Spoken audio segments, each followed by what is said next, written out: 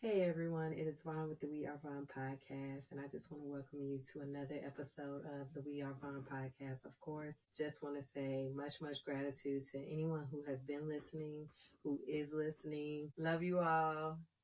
Love you all. Reminder, please go follow the podcast, the WeAreVon Pod on Instagram. Go ahead, click that follow button. We are now on Threads. We're on Threads. Same username as Instagram, of course. And I really do remind y'all that I have a YouTube as well. So I'm trying to get some things solidified in this upcoming year, trying to perfect, trying to just get a little bit better with marketing and promo, things like that. We working on it, juggling everything at once. I always have to remind myself that it's just one person on this show. But in the future, I do hope that the audience expands or even the platform expands. So I appreciate y'all. But today, I want to let y'all know this is something I don't too much say at the beginning of the episode. I usually put it in the show notes. But for those of you who don't know, anything that's said on a podcast is not meant for clinical advice. Please consult a therapist. I want you all to be able to listen to these stories. If you can resonate with them, that's okay. If you don't, that's fine. Maybe you have a friend going through something similar. Totally cool. I appreciate y'all listening, engaging, comments, things like that. I'm loving them. I shouted somebody out. Let me shout her out again. Jay Smiles, just Jay Smiles. Okay. I'm shouting you out, girl. And thank you so much for that recent comment. I appreciate you. But let's go ahead. We got a guest today. Ahdiayah, special guest, Ahdiayah L. And she's going to share her journey. Let's get into it.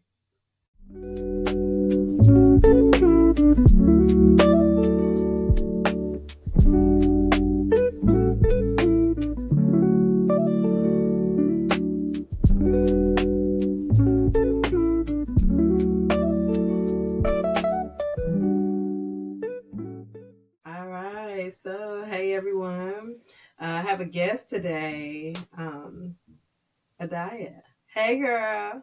Hi, how are you? I am doing good. I appreciate you for coming on the podcast and sharing your story. I usually like to start off with a just an intro, who you are, where you from, what you do for a living. My name is Ahdiayah. I'm from South Florida, born and raised. I moved to Houston 3 years ago.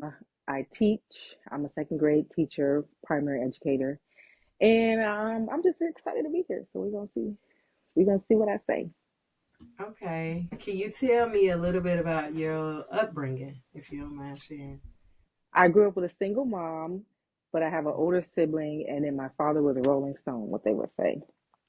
So he Okay. had I think he has 11 kids. Um, I would say he was in and out of my life, but he was in for like twice and then out the rest of my life. What else? But overall, like I was one of those people raised by a single mom that didn't realize how much of a struggle single motherhood is until I reflected back years later. Like, oh, low key, my mom was probably struggling at this time. Mhm. But I was one of those people who was raised by a single mom and she was cool. Like she she did the things, we had the meal on the table, like we never was able to fully grasp the concept that she was probably struggling until reflection later. Yeah. Oh, So my childhood was pretty chill. okay. Ooh, I ain't gonna try to get deep too soon. 'Cause I saw a lot of Dive history. in, dive in. Okay, so you said father was a Rolling Stone, pretty much, not there, or was he in and out, or he wasn't there. I know who he is, and I've seen him before. And at one period of time, he lived with me. Like him and my mother, I guess, tried to work out whatever they had going on. So he lived with us for a period of time. However, like that was like 10% of my life as opposed to 90% of my life Got you. not knowing him. So when you say you didn't fully grasp the concept of mom, can you tell me a little bit about that? Now that you're older, what did you notice in hindsight, like as you thinking about it? What did you notice? My mom, well, she had me when she was 30 and I'm the youngest. So, and I'm almost 30, I'm 29. So looking at that is like, that itself is like, you know, I wouldn't say a struggle, but that could be definitely something that I know as a 29-year-old, if I was in that place, I would be struggling. Yeah. And then I'm also making more money than her than she would have been making at that age. So it's like to have two kids and be making, I don't know, $30,000. Like that's insanely low. Yeah. She was, fortunately, she was post office, so they made a decent amount of money and things of that nature. And she had a stable career, but it was like reflecting where I'm at in life now. I could barely afford to buy a decent mirror. Mm-hmm. Mm-hmm. Mirrors are like $250 if you want a nice one. So Mm-hmm. to reflect on that and to see a woman who had two children, she also moved to Florida away from her family. Her family was primarily in Ohio. So she was by herself. Like she just had a lot going on. And to Yeah. reflect back on that, it's just like, wow, like you did a lot for little, for, so little of what you had. So it Yeah. was just interesting to see or to notice about my upbringing. And then I was, as a child, it's like if I said, Mommy, I want, I don't know, an American Girl doll, like by Christmas, I had an American Girl doll. Mom, I don't know, I want to go to Disney. We were going to Disney that summer. Like, you know what I'm saying? So it wasn't immediately like I got it the next day, but it was Yeah. like I knew I had things to look forward to for the Yeah. summer, or I had things to look forward to for Christmas because Right. she saved and budgeted and she lived her life strategically to where her children could enjoy the pleasures of life. Oh yeah, and that's beautiful. And it sounds like your mom made some sacrifices as well, and that made you who you are today. So you say you have a sibling. Do you and your sibling have the same experience that you know of? No, Okay. no. She's the older sister, so she has more of a negative perspective based off of what I've observed. We've never actually fully sat down and talked about it, but she has more of a negative perspective. She felt like my mother was always stressed or angry, or like she felt like my mother always had this negative like aura about her, as opposed to me, where I was like, my mom was pretty chill. I didn't really Mm, have that. However, my sister was more the rebellious one, so it's like every time she came, my mom was like, "What happened? What's yeah. going on?" So she had to talk to her a certain type of way, and I didn't get that experience. Yeah. So my sister would definitely tell you a completely different point of view. That's so interesting. Being the oldest out of three, I could definitely say somewhat of a similar experience. But yeah, at the same time, I don't know how many years apart are you and We're yours? 3 years apart. Okay.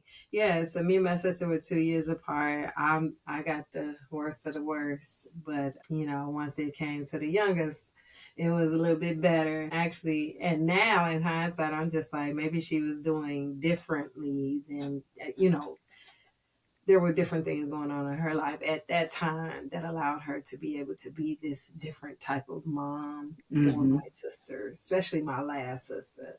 And I love Mm-hmm. her dearly, but we 10 years apart. So yeah, And that's a big, by then your parent is tired. They done seen it all. They done heard it all. And I'm like, you know what? Do what you want.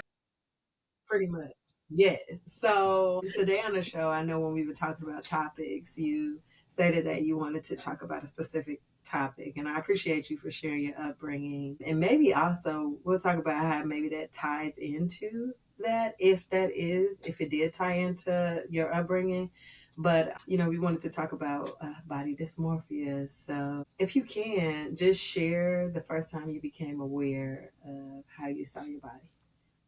Ooh, I was 26. Isn't that crazy? 26 years old. Took me 26 years to realize, like, maybe I don't like the way I look. Mhm.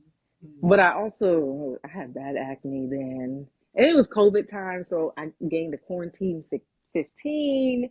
I had Mhm. acne, I had mass knee. It was just a lot going on. Oh, But that was the first time I really stopped and reflected of what I look like and how I felt. And then I was in a relationship at that time. And so it was like what I look like, how I felt I looked like. And then what I was being told. Because he would yeah, say you were beautiful. And it was like, this is not, nothing's connecting right yeah, now. yeah, yeah. So, So it sounded like your partner was trying to validate your inner beauty, but you saw that outer part. And I understand that masked me because It was terrible. terrible. And then, like, I would breathe, you would breathe and your germs would go up. And so I had like a sty that stayed for like a year.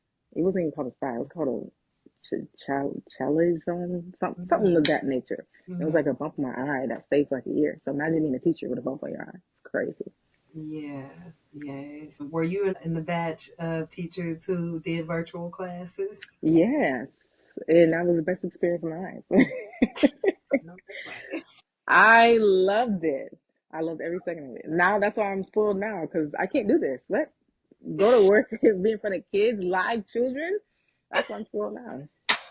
Oh my gosh. How would you describe, and thank you for sharing that, how would you describe your relationship with your body? Because we talked about COVID, but today, like, how are you feeling today?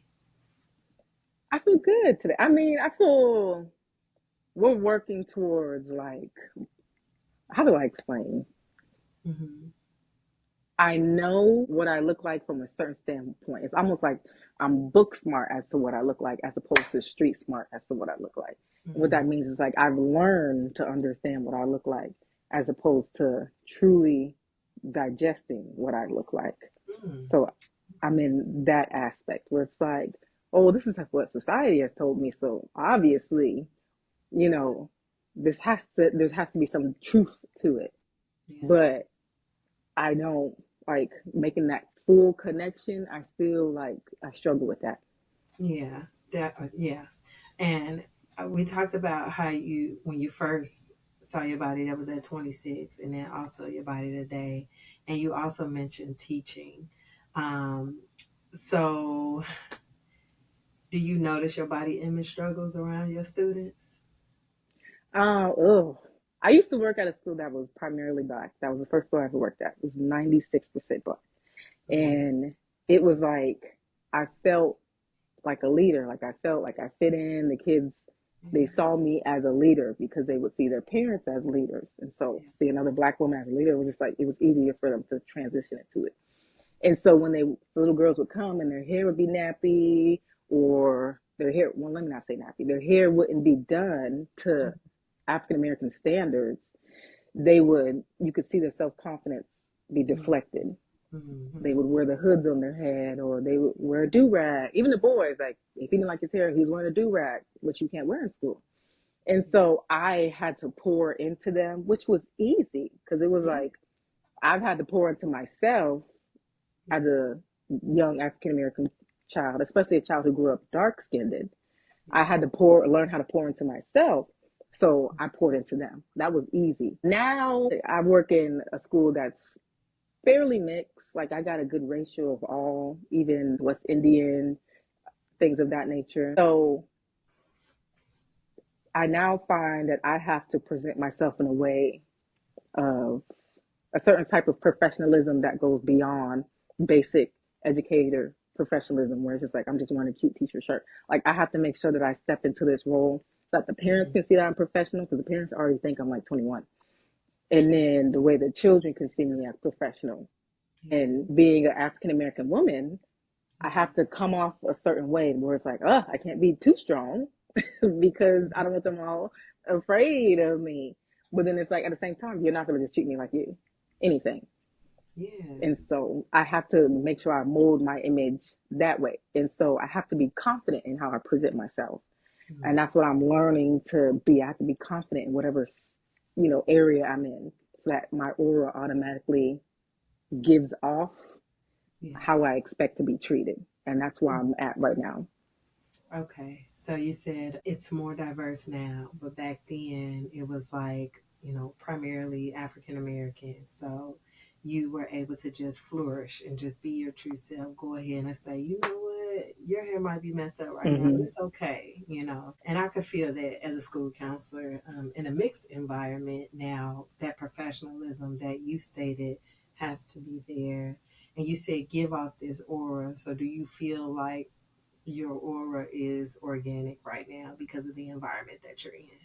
Like it's natural. No. I Mm. feel like I have to step into school and put a mask on. Mm. And then I go into my meetings like with other teachers in my grade and put another mask on. And Mm. then I sit in front of my principal and put another mask on. It's just like I'm constantly switching out who I like. What did I say to a kid? A bunch of yappers. You're just a bunch of yappers. And they Mm. didn't understand what I was talking about. Mm-hmm. Mm-hmm. Yeah. And so I got to put another mask on. Yep. So it's like, Yep. as opposed to my other school where I say that, they knew exactly what I was talking about. They knew Yeah. exactly what I was talking about. I'm not playing with y'all. Yeah. We're not playing this Lawrence. I didn't do anything. You know what I mean. So it's like certain things will fly out of my mouth and I'm like, ugh, they don't get that. So Yeah. it's like I'm constantly changing masks and then I go home and put another mask on or I take that mask off. And then I'm in school now. So I gotta put on another mask. It's just a lot. Yeah. So it sounds like a lot of changes that are happening throughout the day. When do you get a chance to be yourself? See, that's the thing. I don't know what I was gonna say. I feel like I'm myself when I'm at home and I'm watching a movie and I'm, you know, eating a good meal and drinking wine. But then it's like, is that myself? And the reason I ask that is because I feel like that's so boring. Which I know people say like, oh, boring is a good thing. That means peaceful, blah, blah, blah. But Mm-hmm. it's like I feel like myself, my inner self is so boring that I struggle with being myself because it's like, no, like you need to live your life. You're 29, you should be out doing all the things, seeing all the things. And you're 29 and single, so it's like you should really be enjoying this time, before your life begins to, flourish into something else. And you Yeah. can't get this time back. So I'm just in that weird state of like, do I do all the things or do I save my money for a house? Or do I do all the things? Or do I save my money for this? Or you know what I'm saying? Or do Yeah. I plan for my future? And it's just like, Yeah. what do I lie? So, do you believe that you found your identity, your true identity, for where you are, well, or where your goals? Because I know you said something about a house. It sounds like as you get closer to the age, this is just from my personal experience, getting closer to 30, I was just freaking out. I ain't gonna lie. Because I'm just like, I ain't even got it all. I got two kids. No, I had three, yeah, at the time. I'm like, I got three kids. I got this going on in my marriage, and everything is just falling apart. Or, oh my gosh, I'm not even where I want to be. Or things are going good, but then they can go bad. So I don't know if you ever had like that. I don't know. See, It's like identity I, crisis. yes, I had an identity crisis at 26 where I didn't like the way I looked. I Mm-hmm. had just got my locks like so they were in the Yeah. little worm stage. I was hideous. I was hideous. I had mass acne, the bump on my face. I gained the 15 pounds. And then I had just got exited a relationship. That was like 3.5 years, almost 4 years. And then it was just like, where am I going? What am I doing? And so I felt like I was in this transitional phase where I didn't really understand where I was going. And I feel like now, almost hitting 30, it's like, great, you exited your transitional phase, but you reached the cap of where you're at right now. It's almost like I've hit the top of my bucket and I should be overflowing by now, or I should be pouring into another bucket, and I'm not. And so it's like, okay, where am I going with this? That's very interesting. That is very, very interesting. And it does sound like that identity crisis still. Like even at this age that, you say you're 29, like it sounds like where do I go from here? Like what is next?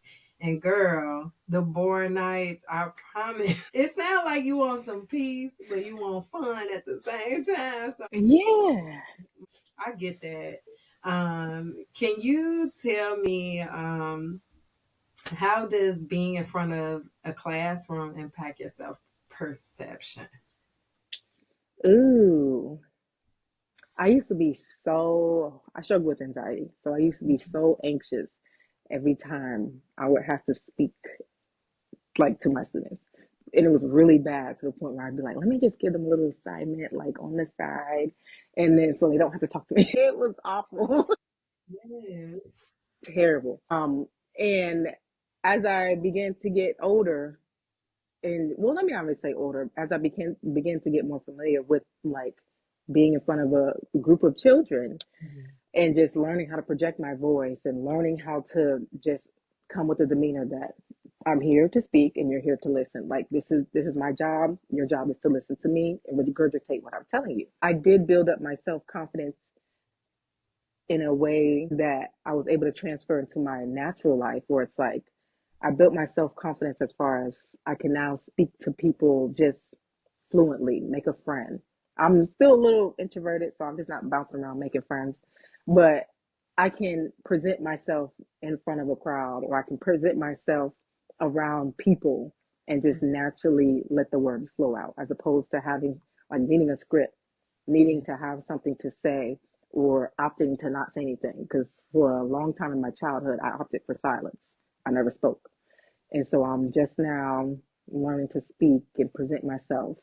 And that's why, like, and I say body dysmorphia, but part of it or most of it's probably self confidence, where it's like now stepping into self confidence and learning how to speak and learning how to just be who I am without any regrets. Yeah. Yeah. So I learned a lot of that from teaching. Okay. Has a student ever taught you something about body image that made you feel better or worse? When I used to work at my first school, I would always hear, how do I explain? Like, especially little black girls, you could always, and it was always with hair, you could always see like their self confidence fluctuate depending on what their hair looked like. And so I would always have to teach them how beautiful they are, regardless of what their hair looks like. Yeah. And just talking about, okay, so what? Like your hair's in a bun. Like we're not, our day should not be ruined based off of what's on top of our head. Mhm. And it was ironic because I had just got locks. And if you've ever seen locks in a baby stage, you look a mess. Yeah. Been there. You look a mess. I couldn't. It was terrible. I actually wore like a silk scarf for like 6 months straight. But it was like I was regurgitating what I should have been hearing myself, Mhm. telling little girls, "Oh, you look so pretty today. Oh my gosh, I love your hair. Look at this natural afro," especially when they wear the afro. Look at this, bro. Look at you. You're such a cutie. And then it was like I would go home and quickly put on my silk scarf, or I would quickly hide my hair. And it was just like, you should probably be saying this to yourself. Yeah. And so I would have to hear that from my coworkers, like, why do you always hide your hair? Like, you need to have it out. And it was just like, Mhm. like, I look awful. But Mhm. that, so I learned to accept my hair. Of course, my hair also grew and became beautiful and flourished and things of that nature. So it was an easy process to learn. And Mhm. so I do think and reflect like, who am I outside of my hair? When I step outside of my hair, because I do think my hair has a certain type of like it presents itself. It's a great conversation starter when people, oh, I love your locks. Like I don't hide behind my hair, but I love my hair deeply. Yeah. And so I've had to ask myself, if I didn't have this hair, or if I decide to comb out my locks, or God forbid I get sick and I lose my hair, who am I outside of my hair? Mm-hmm. Yeah. That's interesting. Mainly because I was just talking to my sister and I was talking about how our hair as African American women is tied so much to our confidence and just some disclosure, of course. Look at me, I'm gay. So, that was a big thing for me though. And a lot of people met me was similar to them telling you take off your scarf. People are like, why did you do that? Mm-hmm, What was your reasoning? Even my students were asking me, why did I cut my hair off? And they'll get at you. mm-hmm. They They gonna will. Like, you're say, bald. It's okay. like, And I relax. had to tell one thing that I said was, why not? Why not? Mm-hmm, Tell me why not? Because why mm-hmm. do I have to fit to a certain standard for you from you or from anybody else? And I think that taught them too, that it's okay to just do the things that you want to do. especially when it comes to hair. Cut it off. Like, Hmm. of course, not them being that young, of course, parent permission, whatever. Hmm. But just in general, even adults were questioning my decisions. So I kind of, feel you on that when it comes to looking at your hair and saying, like, okay, what's going on here? Like, I got these baby locks, and I used to have baby locks. That thing Girl. really, like, it was just so much was sitting on me at one time, as far as my image, that it just, I was crushed. Yeah. So I got a question. Are you in therapy? I am. Okay. I sound like that because it's like at the beginning of this year, I had a therapist and she was cool, no issues, nothing bad to say. However, and has been a repeated thing for Mm-hmm. me, Yeah. where I find myself, and I usually take growth therapy. I think I'm going to transition to a different type of therapy, but I usually take growth therapy. And so I find myself in this like weird phase after like session 3, 4, where the therapist is like, all right, well, I told you, I gave you the tools, so go be free. Sounds Mm-hmm. like you know what you need to do. And I'm Mm-hmm. like, okay. And then I hear people and they've been with the same therapist for 2, 3, 4, 5 years. And I'm like, I can't seem to find a therapist, or I can't seem to have that breakthrough that I'm searching in therapy for in therapy. And it's like, part of me is like, do I need a breakthrough? Maybe, maybe I am like projecting society's stipulations of anxiety and depression on myself. Where it's like, no, I have issues. And it's like, you really don't have the issues. You're fine. Or am I like, I know and I'm consciously aware that I have issues, but I'm not opening it, or I'm not presenting it to a therapist in a way that makes them feel like they need to embellish. It's like, oh, well, she has the tools. She knows what to do. Like, she's got this in the bag. And it's like, well, if I did, I wouldn't be in therapy. So I'm in this weird spot where it's like, I only seem to go to therapy, or I can only go to therapy when something's wrong. Mm-hmm. And the last therapist, I told her, nothing's wrong. I'm in therapy because things are right. And and I want to stop things from going wrong. So that's kind of where I'm at. Okay. Have you ever saw your therapist for the body dysmorphia or body image or self confidence at all? Self confidence, yes. This most recent one would have definitely been self confidence, where I was just like, I know how the world perceives me if I don't open my mouth, but it's Mm-hmm. like, how, I don't know, how do I,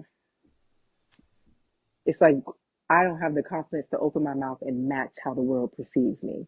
Mm-hmm. Like, it's like, if I'm quiet and I let people build their own image of me, it's like, great.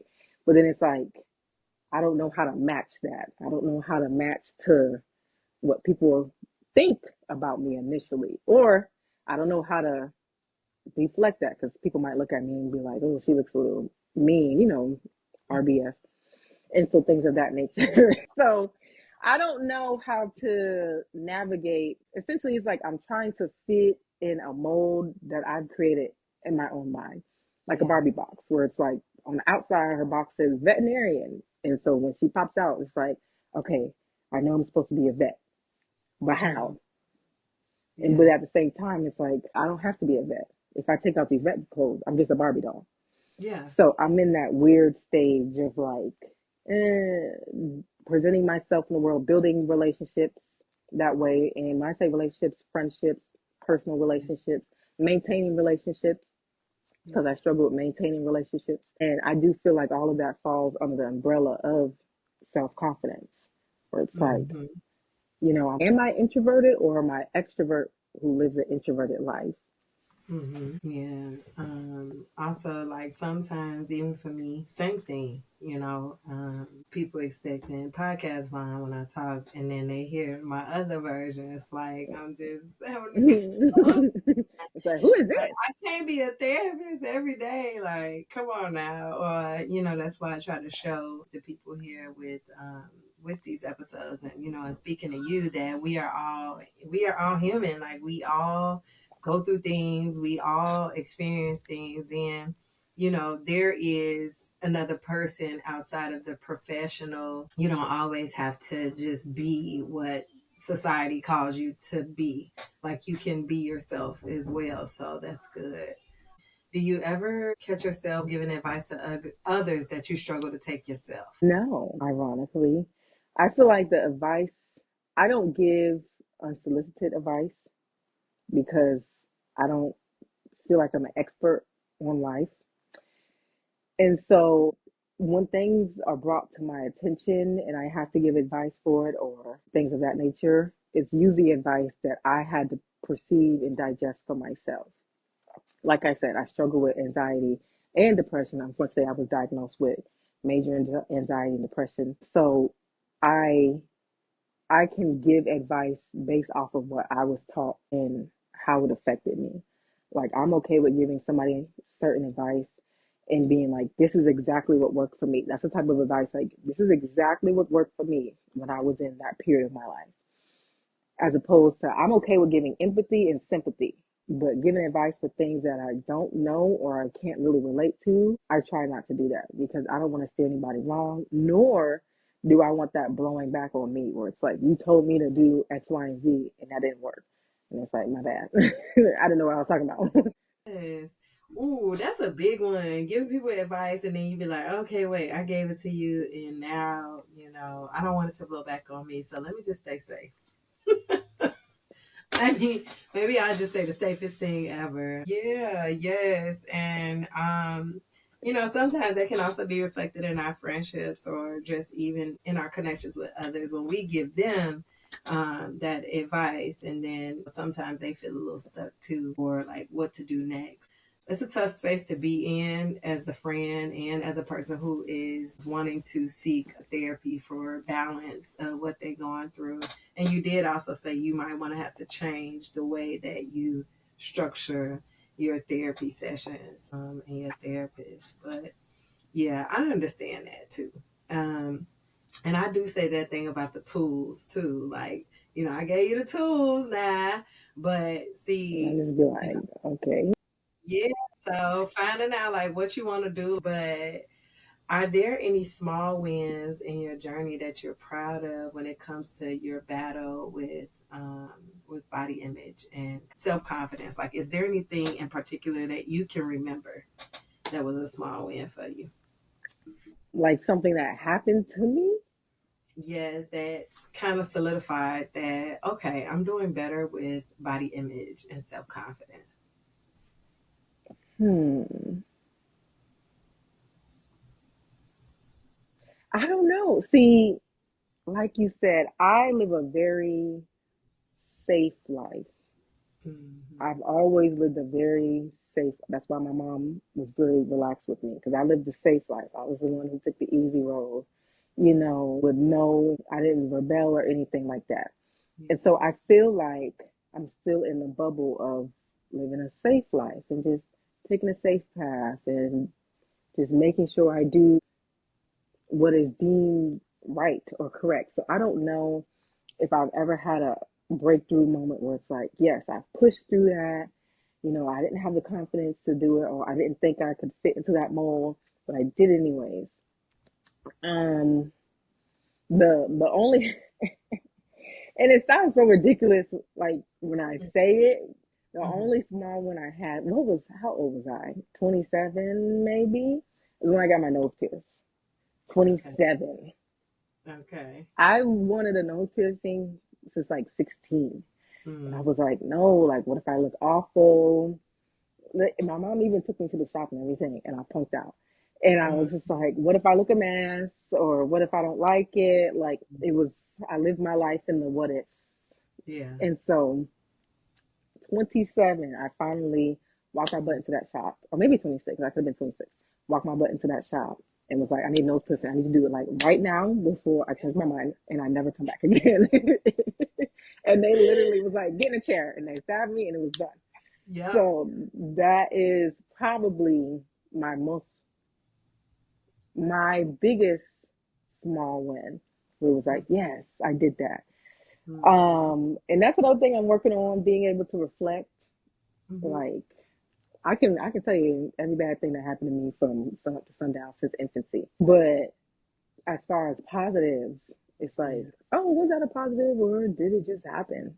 Or like, or Yeah. is that, just a part of life that just naturally happened? And so Yeah. I don't know how to reflect on my wins, or it'll be like years later and I'll finally connect it to being a win of where I Yeah. was in that season. Or it's like, oh, you did that in your season of, not being confident in yourself, or in your season of not even liking your image. And so it's like, oh, I see that now, 10 years Yeah. later. Yes. Sometimes it take that time for us though. It was a really good message at church today. You went to church today? I did. And mine, ironically, was to be courageous. To be courageous. And that's something that I don't have. Like, if you put me in what is that movie called? With the lion and the robot and all that stuff. Dorothy, whatever her name is, movie, I would be the scaredy cat lion. Like, I am not a courageous person at Mm-hmm. all. A lot of that just comes with how I see myself. And so it's like, I don't do the things. And so I struggle with stepping into my purpose, because it's like, in order to step in your purpose, you have to be courageous. You have to do the things that Yeah. scare you Yeah. so that you can walk into the will of God. And so that's why I feel like living this safe life has gotten me far.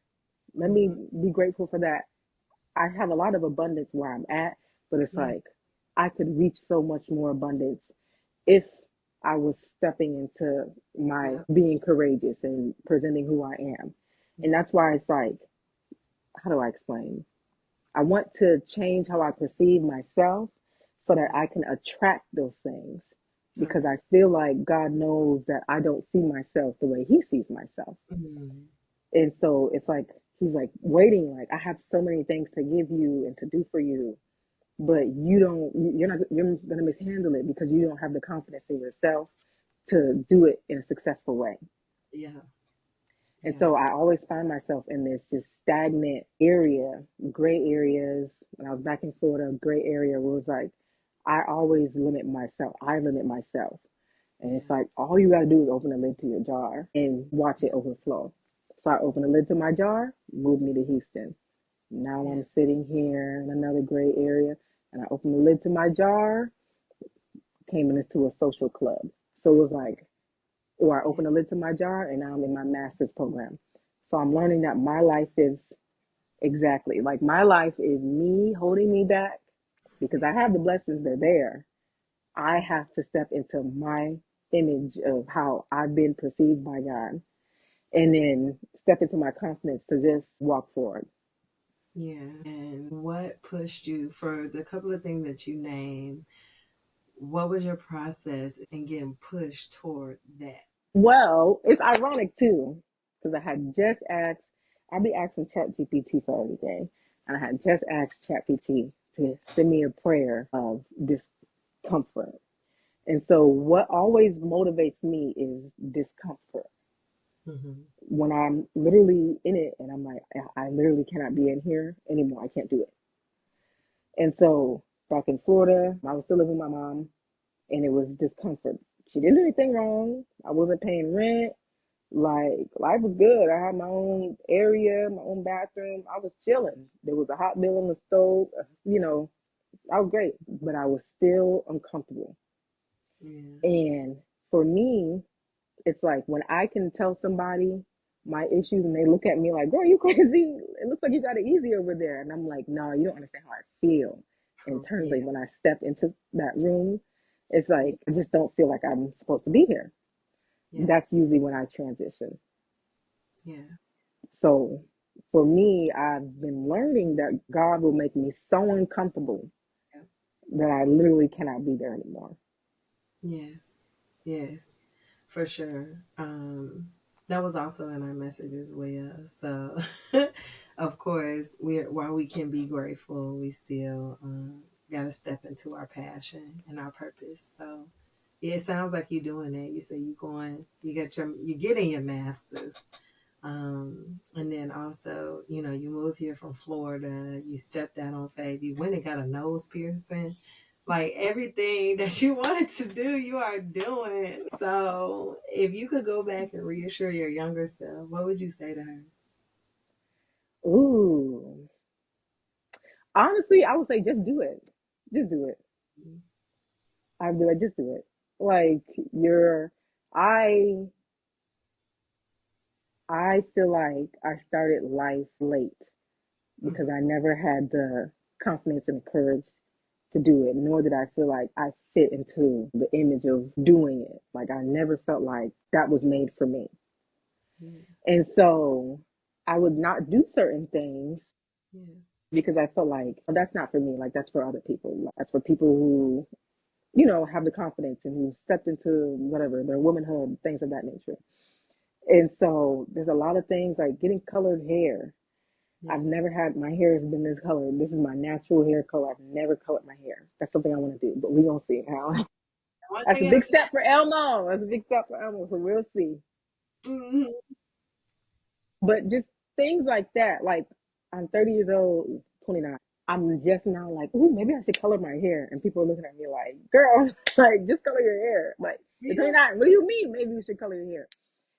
Or small things that I really truly feel like I missed out on life as a child and a teenager that Yeah. I had to teach myself in adulthood. There's so many, when I talk to people and they really start to get in depth with me, they start to realize I'm very green as far as I don't have a lot of experience Yeah. with a lot of things because I never allowed myself to go outside of that. Like I don't think I've ever been drunk. Like there's so many things which I'm too old to be drunk now. Like Girl, we're you worse feeling ever when you get older. It's like, why I'm are we like doing not this? saying I'm missing out on that. How you ain't missing? But that's an experience I don't care to have. But I'm just saying, it's like I'll talk to people and they're like, "What you mean? Like you don't know what that is? You've never seen that before?" And I'm like, "No." It's almost like I lived. I don't know if you ever heard of that one TV show. It's like Black Blacklist or something. I can't remember the name of it. Blackish? No. No, it's something. Essentially, it's a TV show. I think it's on Netflix where it's like all these extreme scenarios can happen. And so there Yeah. was one episode where mom put like a privacy screen on her daughter's eyes or something like that. And to where the daughter couldn't see harm or see anything. So she grew up not knowing what violence looks like, not knowing what aggression looks like, because Hmm. mom had put like a parental block on her eyes. So she became adult and took it off and was like this is not the world that I thought it was, and it Yeah. really messed with her. And so I'm not saying I walked around with like a parental screening, nor am I saying that my mom definitely showed us the real world. She said, this is it, you're going to step into it eventually. Yeah. But it was like, I put the parental block on my eyes. And Okay. so as I graduated through life, I would go through experiences, or now I'm going through experiences that, and I'll share with people and they'll be like, girl, I went through that 21, Yeah. 22. And I'm like, dang, like, am I late in navigating life? Yeah. So I'm just, that kind of messes with me too, because it's like now I don't feel like emotionally, Hmm. I I don't feel like emotionally I can connect to people my age, even though I don't hang out with young people. You know what I'm saying? Like because I Yeah. don't feel like I don't have that same experience as them. Yeah. Almost like a cultural difference with us. Oh yeah. And I can feel you in that too. And when you live a certain life for a while, which it sounds like you played it safe. It's tough. It's like a battle. You do get anxious. You're like, if what if I do this? If I do this, this gonna happen. If I do this, this gonna happen. So I'm just not gonna do it. Hmm. Like, or do it and be like, dang, I knew that's what was gonna happen. Like I shouldn't have did it in the first place. So definitely a lot of experiences out here I have not had as well. So look, I'm with you on some of And this. It is, yeah. People be living their life real early. I'm like, wow, you had a lot going on at 21. When I was Girl, 21, shoot, I didn't have yeah. nothing going on. I was And chilling. I had some stuff going on, but at the same time, it's like, as far as like the single life, I ain't experienced, I haven't Hmm. experienced that. So that's why I be like, y'all did that. Like, this is this. Wait, is this how you date? Is this what you do? Is that how they go? I don't know. Yeah. So yeah, trial and error though for sure. So we get into our closing. So I just got one more question. What's one message that you like to leave with somebody that's struggling with self confidence or even body dysmorphia or anything, depression, anxiety? Like, what would you like to share with them? One message. If you got a couple, it's okay. I'm trying to think, like, what is something I would say if somebody was just like they struggle with their image that wasn't baseline. You know what I'm saying? Because when you share things like that with people, it's very like, I think you're beautiful. It's like, oh, so's my grandma. Like Yeah. everybody says that. Yes, they do. I could say life is what you make it. And I know that sounds very cliche, but it is truly life. It what you put into life, you will get out of life. It's what you make it. If you play it safe, you will have a safe life. But there's going to be things that you really truly feel like you've missed out. And if you play it wild, you're going to get some wild outcomes. And I would just say, keep your head up. Mhm. Part of me wants to say, walk into your purpose, but that's hard. That's easier said than done because it's Mhm. like if I'm struggling with confidence, I don't know where to put my foot first. What foot should I put first anyways? So Mhm. I would say, and for body image, look in the mirror. Mhm. Look in the mirror. Once I started looking in the mirror, I never realized how much I didn't look in the mirror. Look in the mirror and see what you like. What do you like? Yeah. And then, especially with body dysmorphia, when you don't feel like you look right, you tend to present yourself in a certain way. Yeah. So it's like look in the mirror, see what you like about yourself, and how can you build your confidence off of what you like about yourself. Yeah. And so I'm learning that, building my confidence off. And right now, I like myself. Like I'm not like in a stage. I'm not looking in the mirror like, oh, I shouldn't. I don't know, shave the right side of my head and pull a casket. Like I'm not in that stage where it's like I need a Yeah. complete transformation and walk into myself. I am in a stage where I'm like, all right, I finally settled in. You know what I want my image to be, Yeah. and and so it's like once you kind of settle in, what image are you looking for that's not harmful? Walk into that. Try your best to slowly step into that. Whether it's changing your clothes, but maybe you want to dress more modest, maybe you want to dress more sexy. Step into that so that you can have some type of confidence, something, and find what you like about yourself. Mm. I appreciate that. You gave some good gems too. I can, You gave several looks for each section, and I love it. I tried. Just realizing, like, and working with people, and you work with students, like, people are really struggling with the way they look, like, in Hmm. general. True, some of the coworkers that I work with struggling with what they look like, and the things that you just stated here could definitely help somebody. So I really appreciate you, girl. I appreciate you for coming on this show. See, you talking about I know Yappa, girl. You I'm is no a yapper. I'm no Look, yapper. I told you I'm gonna sit here and smile and wave. yes, and you definitely shed some light on everything that you're going through, but also things that other people are going through. So I appreciate you, girl. So thank you so much. I really Thank appreciate you. it. I hope you have a good day. Okay. Thank you so much. You too. All right. See you.